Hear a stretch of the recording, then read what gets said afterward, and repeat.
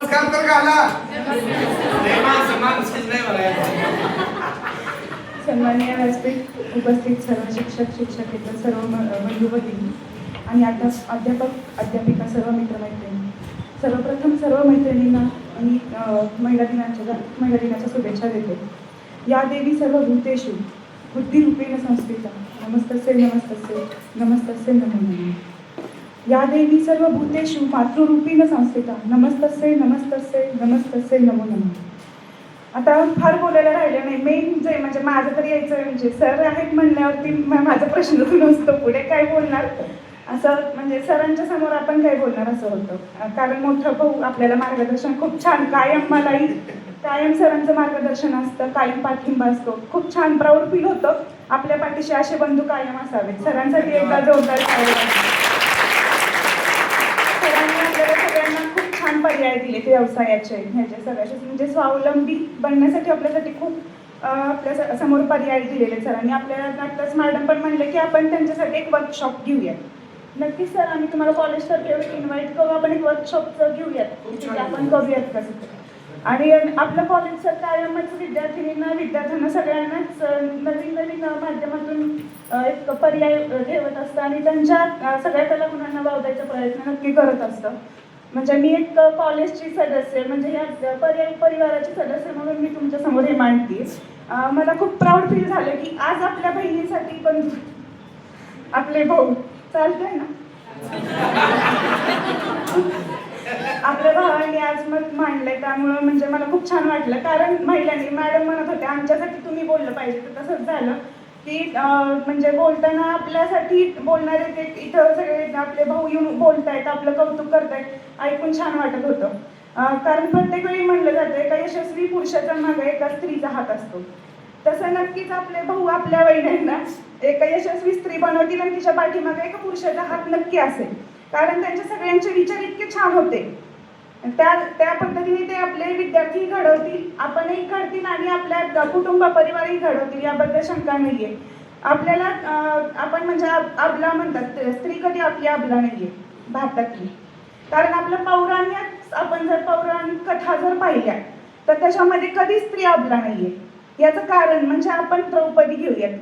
द्रौपदीला वस्त्रहरण झालं तर तिच्यावर अत्याचार जेव्हा झाला होता तेव्हा द्रौपदीने काय केलं होतं, कृष्ण चालला होता कौरवांकडे.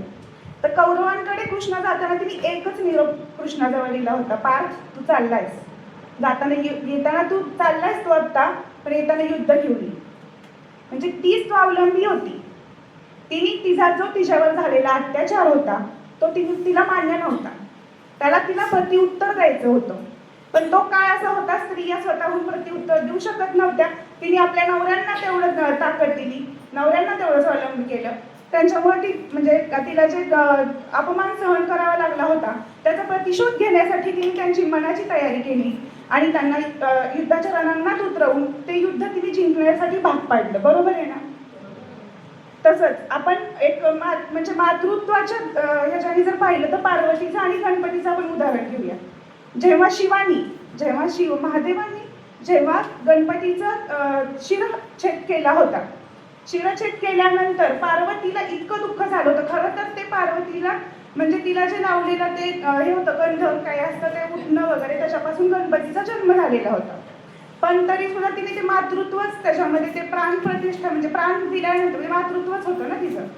तेव्हा जेव्हा शिरच्छेद केल्यानंतर पार्वतीला खूप त्रास झाला. तो त्रास झाल्यानंतर तिने महादेवाला सुद्धा भाग पाडलं की ह्याला जिवंत कर, मला माहित नाही काही, तुम्ही ह्यांना जिवंत केलं पाहिजे, ह्याला कुठलं तुम्ही दुसरं शिर बसवा. म्हणजे आपलं तेव्हापासून चालत आले, आपलं मातृत्व श्रेष्ठ आहे, आपलं स्त्रीत्व श्रेष्ठच आहे. आपण कोणताही अन्याय तेव्हापासून आपल्याला सांगत आलेलं की स्त्री कधीही अबला नाहीये, स्त्री ही सबलाच आहे. कोणताही अन्याय तुम्ही सहन करायचा नाही आणि सगळे तुमच्या पाठीशी आहे. सरांनी आपल्याला सांगितलं, आपण सरांचं ते पण सेमिनार एकदा मॅडम आपण करूयात. व्यक्तिमत्व विकास सर इतकं छान आपल्याला काय करतं, आपल्याला एका लेक्चरमधून आलं की नाही लक्षात, आपली माइंड इतकं म्हणजे फ्रेश होतं. आपण स्वतःच्या ह्याच्यासाठी आपण तयार होतो, संरक्षणासाठी. स्त्रीला संरक्षण म्हणजे पहिल्यापासून स्त्री संरक्षणासाठी खूप सक्षम आहे, फक्त तिला जागरूक करण्याची गरज आहे. आपण जागरूक होतो, मग तेवढ्या पुरतच होतो. एक महिला दिन झालं, एक महिला दिन आहे का रोजचा आहे की नाही? मग तुम्ही रोजचे अन्याय का सहन करायचे? सगळेच आहेत. आता असेच आपण कितीतरी उदाहरण बघितले तर ते पौराणातच आपल्याला मिळालेले, खूप मिळालेली उदाहरणे. म्हणजे जेव्हा स्वर्गावरती राक्षसांचं जेव्हा युद्ध चालू होतं, राक्षस युद्धासाठी चालू होतं, तेव्हा दुर्गा देवी म्हणजे पार्वती देवीकडे सर्व देवतांनी विनवणी केली होती की तुम्ही राक्षसांपासून स्वर्गाला आणि देवतांना वाचवा. तेव्हा तिने काय केलं होतं की कालीचं रूप घेतलं होतं, महाकालीचं. बरोबर आहे की नाही? म्हणजे तिचा सगळ्यांचा अंश आपल्यात आहे, माता जिजाऊंचा अंश आपल्यात आहे, माता रमाईचा अंश आपल्यात आहे, अहिल्यादेवी होळकरांचा आपल्यात अंश आहे, झाशीच्या राणीचा अंश आहे. आपण सगळेजणी आहोतच ना.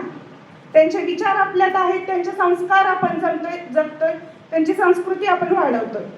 त्यामुळं कोणत्याही बाबतीत तुम्ही स्वतःला कमी लेखू नका. तुम्ही सगळ्याजणी, प्रत्येक जणी आपल्या आपल्या पायरीवरती, आपल्या आपल्या स्थितीवरती, आपल्या आपल्या परिस्थितीमध्ये, आपल्या आपल्या जागेवर सगळ्याजणी खूप सबल आणि खूप हुशार, खूप सुंदर आहे. कुणीही कुणाला रूपाने कमी समजू नका, बुद्धीने कमी समजू नका. एक नाही तर एक कला आपल्याकडेही जन्मताच असते. महिला तर म्हणजे बऱ्याच कला घेऊन महिला जन्माला आलेल्या असतात, त्यांना सगळंच येत असतं, पण काही ना काही कमी एकाच्यात असली तर एकाच्यात जास्त असणारच. पण तुम्ही स्वतःला कुणालाही कम्पेअर करू नका. सगळ्यात महत्त्वाचं, आपण कुणाशीही कम्पेअर करायचं नाही. जेव्हा आपण स्वतःच एकमेकाला कम्पेअर करायला चालू करतो तेव्हा जग आपल्याला कम्पेअर करत असतं. तेव्हा तुम्ही स्वतःलाही सगळ्यांमध्ये सगळ्यांसारखं समजा. आता तुम्ही सगळेजण मॅरिड आहेत, मुलं कुणाला आहेत माहीत नाही, पण आपल्या मुलांना नाही, आपल्या मुलांचंही कुणाशी कम्पेअर करायचं नाही. त्यांना त्यांच्या बुद्धीप्रमाणे, त्यांच्या ज्या इच्छा असतील त्याप्रमाणे जगू द्या. आपल्या काळी जे मैदानी खेळ होते ते आता शाळेत कमी झालेले, पण तुम्ही सगळ्यांनी त्यांना मैदानी खेळ शिकवा, त्यांना स्वावलंबी बनवा, त्यांना खूप छान शिक्षण द्या, आपली संस्कृती शिकवा. सध्या संस्कृती वाढवण्याची खूप गरज आहे. ते सगळं आपल्या सर्व स्त्रियांचं एक कर्तव्य आपण समजूया. कारण काय, स्त्री आपण एक पिढ्या घडवतो, जसं आपल्या भगिनीने सांगितलं, स्त्रीच पिढी घडवत असते. त्यामुळे तुम्ही सगळ्यांनीच ते काम करावं. मी पण तुमच्या बरोबर आहे, कायमच तुमच्या सोबत आहे. कधी काही वाटलं कधीही मला भेटा, कधीही कॉल करा, आणि म्हणजे आपण विचारांची देवाणघेवाण करत जाऊ आणि असेच कार्यक्रम आपल्या कॉलेजमध्ये आपल्या सगळ्यांसाठीच उपलब्ध करायचं आम्ही प्रयत्न नक्की करू. या ठिकाणी एवढंच बोलून थांबते. धन्यवाद.